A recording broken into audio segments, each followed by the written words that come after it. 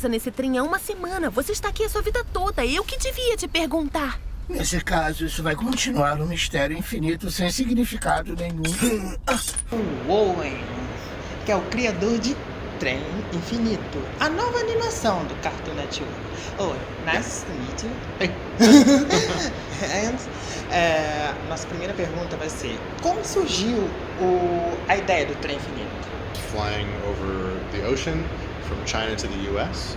I was asleep, and then I woke up on the plane, and I looked around, and I saw everybody it was dark, and people were like staring into screens, and I thought it was creepy and weird, and I was sort of unsettled by it, and so I thought that's sort of where it started, with the idea of waking up in an unusual place where you don't really understand what is going on, and then sort of going from there. That's sort of where it came from. Então foi durante um sonho que você teve uma ideia? Only after I woke up. After I woke up. It was immediately after I woke up. So I was asleep, and then like that was where it came from. E foi a primeira vez que aconteceu isso com você, de ter uma ideia após acordar? No, that has definitely happened before. I keep a notebook by my bed just in case. Mm-hmm. Like, I usually get ideas either right when I wake up or right when I'm about to go to sleep. So often I'll be like starting to go to sleep and I'm like, and then I'll like go back to sleep and all right. I like write things down as I'm sleeping. Yeah. So sleep seems to be important to my creative process, I guess. Yeah. Então, pessoal, temos que dormir para ter mais ideias. Get good sleep. Agora eu quero fazer uma pergunta, como foi apresentar o projeto pro Cartoon? Se eles aceitaram normalmente? It wasn't too hard to pitch the show. It's an unusual idea for a show. So it was mostly explaining the idea of the show many times because it's not normal. So it was just me explaining like what it is that I enjoyed about it, what my personal connection was to it, and helping everybody understand what the idea of the show was. It wasn't too hard. It was okay. O próximo vagão provavelmente é um vagão de peidos onde tudo cheira mal. Pode ser um vagão de peidos? É isso que você quer? Claro, o fedor pode aumentar ainda mais o meu... Então eu quero saber, quero perguntar a ele, qual foi a primeira animação que ele trabalhou? Well, the first one that I ever did was when I was a kid, and it was like little flip books and stuff, like Star Wars. I would draw like from the perspective of like an X-wing, and be shooting lasers, and we could blow things up and like flipping it. But then my first job at Cartoon Network was on Regular Show. I love Regular Show. Yeah, me too. I was working on Regular Show. I was a board artist and writer, so it was like drawing everything and then writing it and writing most of the dialogue and jokes and things like that. Yeah. Oh, so nice. What the animations of cartoon like Dexter Laboratory and Chorus? You watched? Yeah, I've watched. I used to watch. I liked Courage the Cowardly Dog. I liked Dexter's Lab. I liked Powerpuff Girls. These were shows that I was into. I also liked the stuff that would be on Adult Swim. I watched these. Cartoon Network to me when I was a kid was one of my favorite channels, and now it feels very strange that like I'm working at Cartoon Network. It's a very weird idea. Cartoon Network. How do you think that your animation will impact on society and stuff, on kids' lives, on people's lives?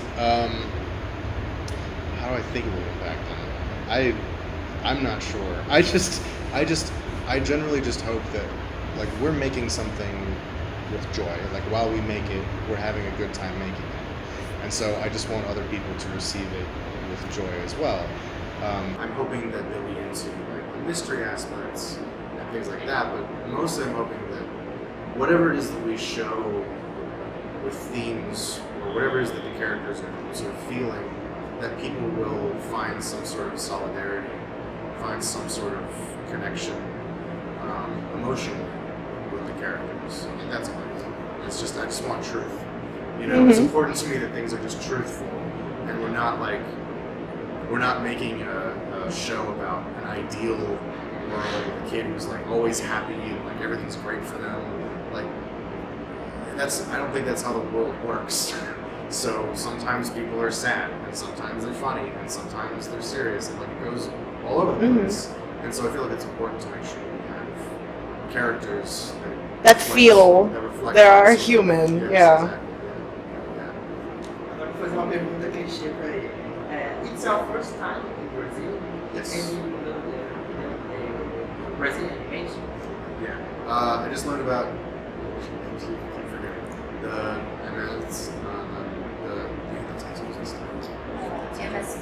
MSP. Yeah. Turma da Mônica. Oh. Yeah. Mônica's Gang. Monica's gang.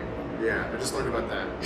And I'm very bad at like learning about new stuff. So whenever I do, I'm like, oh, good. It's like I'm not very exploratory. But Monica's gang is cool. I'm interested in seeing this stuff, especially because it's very important here, and I want to see what's important to me. You know, again, the truth. It's important, like truth, and what people find to be what draws them to things. I'm very interested in that sort of thing. Só acho tão improvável. Improvável como um vagão de peidos. 3 urras pro vagão de peidos! Hip, hip! As the show moves forward, we're going to change who we follow. So the main character is different. Like season 2 is there's a new passenger that gets on the train. We also follow the reflection of Tulip, and it's part of the goal of the show is to make it so that you see characters and how they deal with change and how they deal with confronting life that is moving and changing, right? And so we want the audience not just to watch someone experience change, but they have to experience it themselves as well. So we make sure that that's one of the reasons the show is always changing, is because you're never going to be comfortable. Like, we want you to also experience what these characters are experiencing. So we're trying to make you feel change at the same time the characters are feeling it, and have it all sort of come together. I think that in animation, the most important thing is to be making an animation. So a lot of times people will get caught up by being like, oh, it's not quite perfect, it's not exactly what I thought the story should be, or, you know, I don't want to make my idea because it's not good enough or something.